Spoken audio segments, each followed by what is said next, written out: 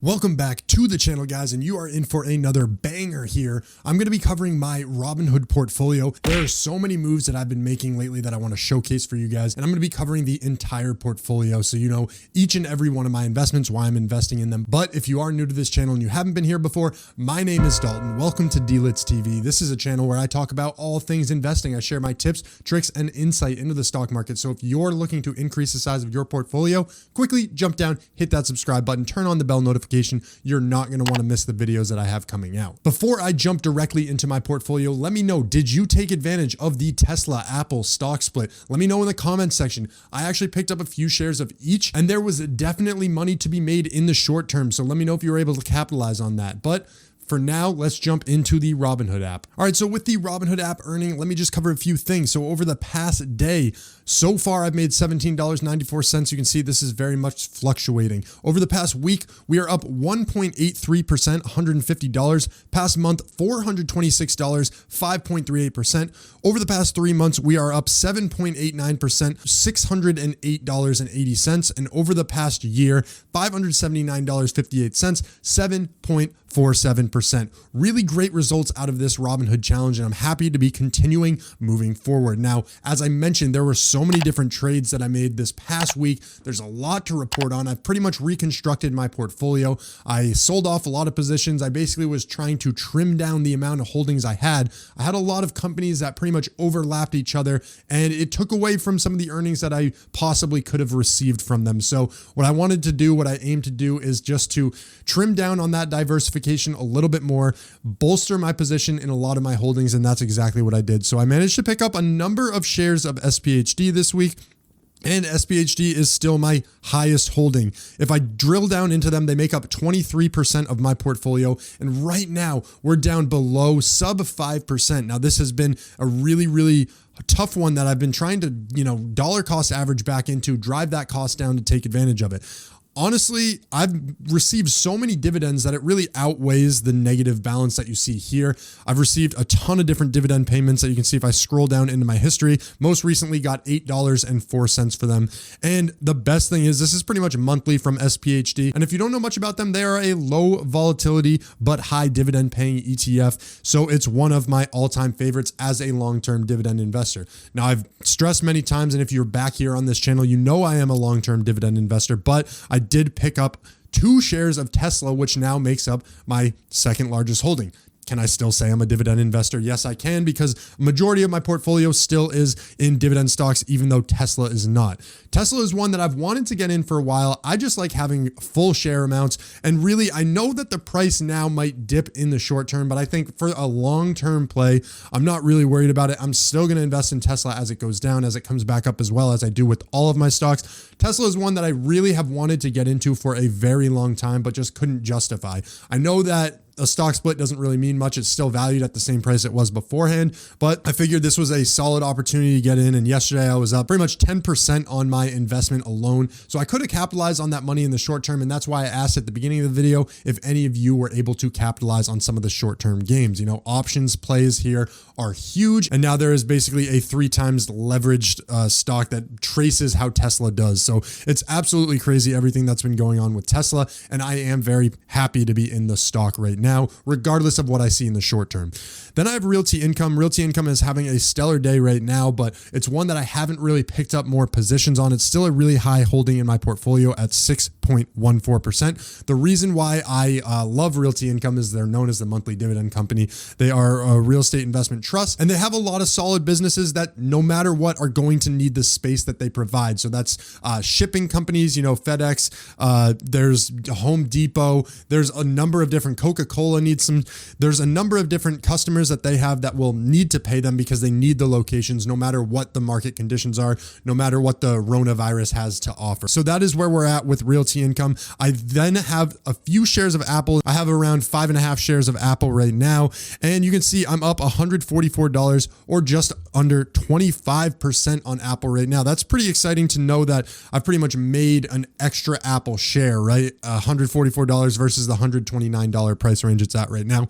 I don't know. That's something that seems cool to me, but that's why I like to touch upon that. Johnson & Johnson, one of my all-time favorite dividend companies because they are so diversified themselves, whether it's their pharmaceutical aspect, their consumer product aspect. There's so many different things that this company offers. And really, this has been one that I've been investing in for a long time and was able to pick up a few more shares. You can see right now I'm sitting around 5 shares and I'm up 6.3%.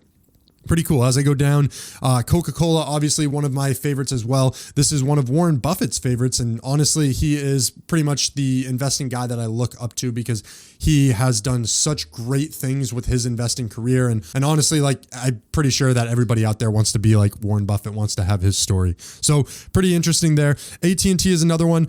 I'm actually, I think, negative on them right now. Yeah, down around 6%. And that has been something, you know, that I should keep my eye on because really I haven't been negative on them for a very long time. So it might be another solid indication that it is a time to buy for them. AT&T, obviously telecommunications. And you'll notice for the most part, I'm still trying to diversify a little bit in the types of companies I'm investing in. I know I'm a little bit tech heavy right now.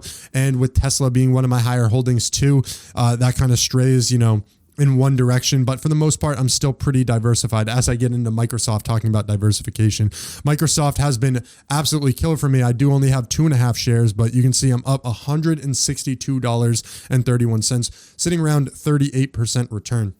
Man, that's so crazy. If I was able to get that type of return on all my investments, if I was able to leverage the money that I put in and put more money in back then, we'd be sitting really nice. But as I say in all the videos, hindsight's 2020 there.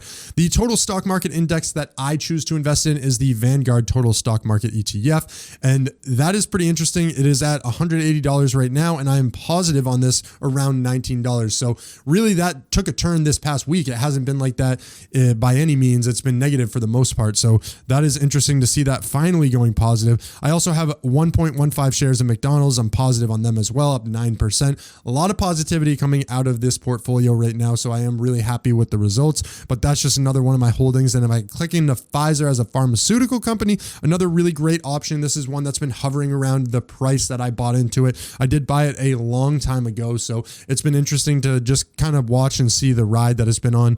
So it was recovering, and now we're looking pretty good with that. Then below that, I feel like pretty much everybody has a little bit of Amazon. I have a very significantly low amount of money put in compared to the share price. So I have $191 in there, and it's made me $44.05. Along with Microsoft, wish I knew that this stock was going to be doing as well. And honestly, you know, Amazon is one that I will likely invest a lot more in the future when I have more money to throw into the market. Now, Citigroup, this is one of my financial companies that was absolutely killing it for me beforehand. It was up to 70, 80. I was really doing well on my investments here.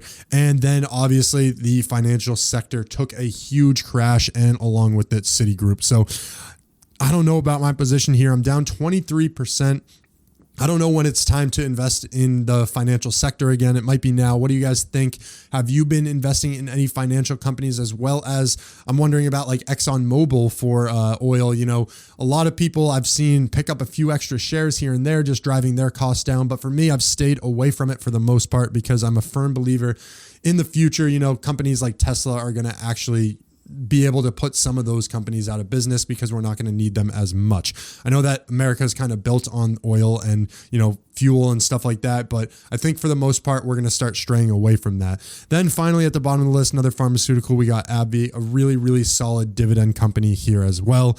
And I'm up 4.83%. Now, let me just show you guys my total equity that I have in each one of these stocks in case you were wondering. So starting at the top, SPHD, Tesla, I organized it by equity for the most part here. You can see Johnson & Johnson, Apple could switch there, but that's pretty much just because Apple's price went down today. So scrolling through, you can see right now I have 1, 2, 3, 4, 5, 6, 7, 8, 9, 10, 11, 12, 13, 14 different stocks or ETFs in this portfolio. I was up well over 20 before, so pretty good with where I'm sitting right now. I'm going to be happy to see what type of returns I can get in the future. Now, if you guys made it this far into the video, you might as well help me out. Please hit that like button. It really means the world to me. And I want to just express that each and every one of you guys who watch these videos, who follow along with the Robinhood Robinhood challenge. It means more to me than I can even express to you guys. Having this connection, having people follow along with my portfolio, and having the interaction from each of you, the questions you guys ask me, it really keeps me going.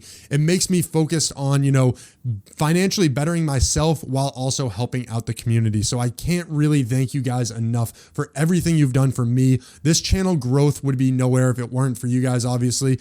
And I do appreciate it so much. So thank you from the bottom of my heart. It really means the world to me. And I look forward to putting out these videos for you as much as I possibly can, whenever I can. As long as the interest is there, I'm going to keep making these. So thanks again, guys. I really do appreciate it. Thank you for checking out this video and have a great day.